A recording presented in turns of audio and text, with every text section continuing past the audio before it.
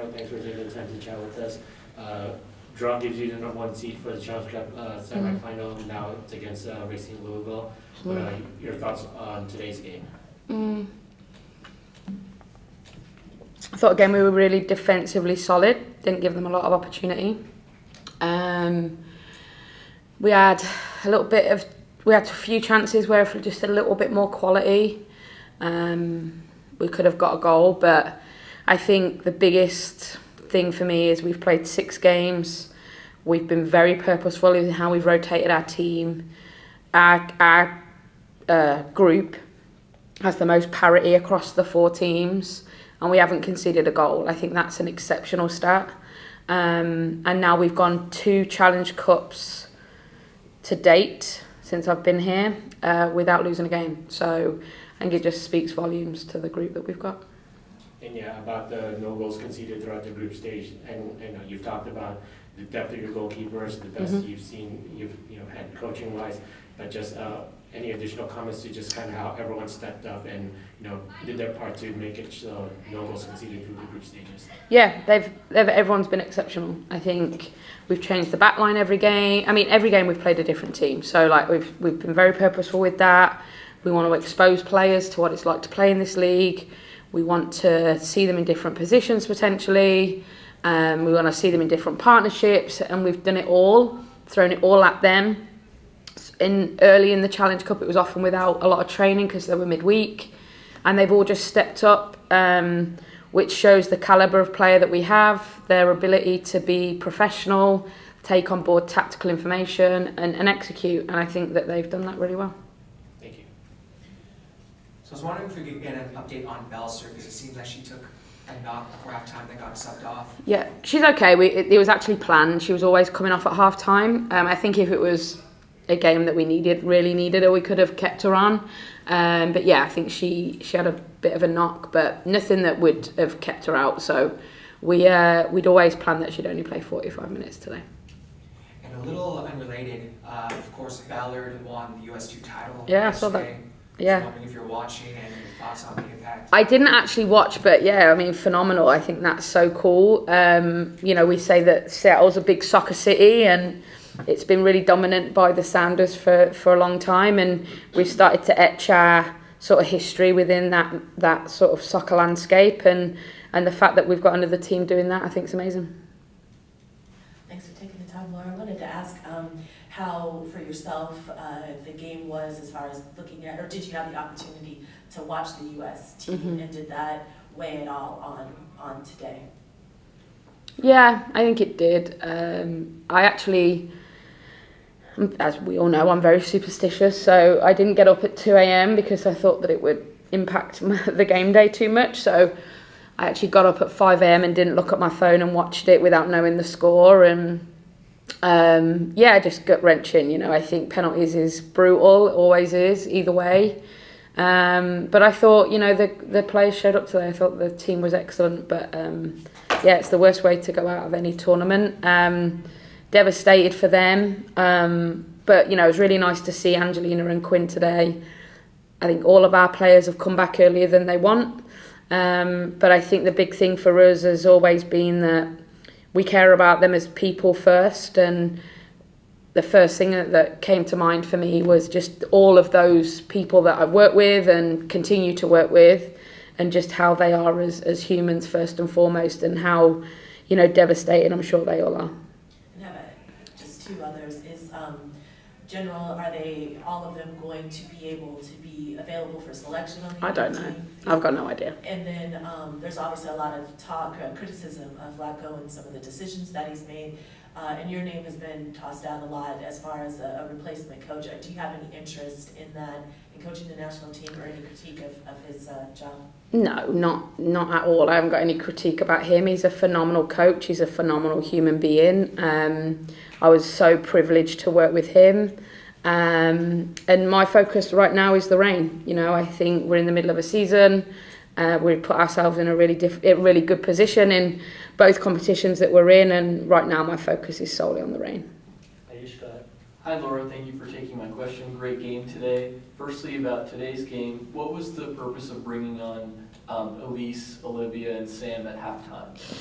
Yeah, we've this period's been different because obviously we haven't had that like another game at the weekend type scenario. So we wanted to continue to sort of mix it up a little bit and play players that, like Bolsa, who hasn't had a ton of Challenge Cup minutes, give her some minutes, but also then when we make the changes around it, bring someone on like Elise, who's a little bit different than Bolsa, but still really dynamic and gives us something different.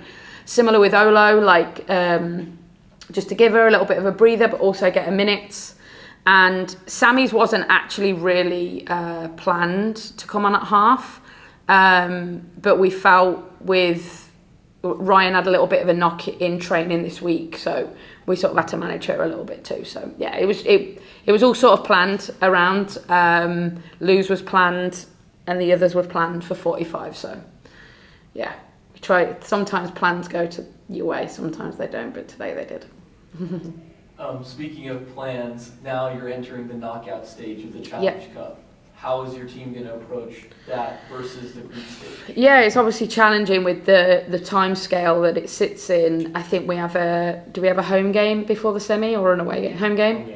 Yeah, we play on the Sunday and then we play straight away on the Wednesday, and then we can't host the final, so we won't be here.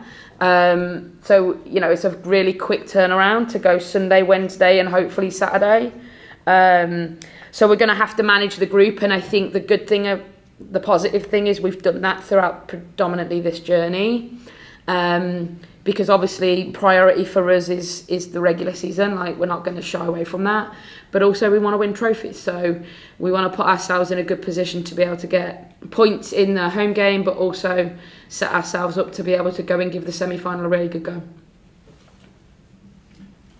In the immediate just kind of assessment of the group stages and the minutes they played, how do you think Olivia Athens and Marley Canals did? I think they've done great. I think that every rookie's journey is different, and they probably got less minutes last year than what they wanted. So we've been pretty purposeful with them this year. We've played Liv pretty much every Challenge Cup game. She started every Challenge Cup game. Throwing that around. Yeah. So we've been pretty purposeful with her on that. I think Liv has a huge upside. She's very technical. She's got huge ability on the ball. And Marley's growing into the position. We've constantly been working with Mar to keep her in a position where when the time comes and she's called upon, that she's ready. And I think in the 2 games that she started, both against Portland, she's done a really good job. And then last one for me, I asked Z and Shay this. How was it for you and the coaching staff in terms of relaying instructions to the team during the first half with the Blue Angels flying? Oh, couldn't hear anything. And the last one scared the living bejesus out of me. All right, we got one more from Jada, and then we'll go on Zoom. I wanted to ask about your goalkeepers.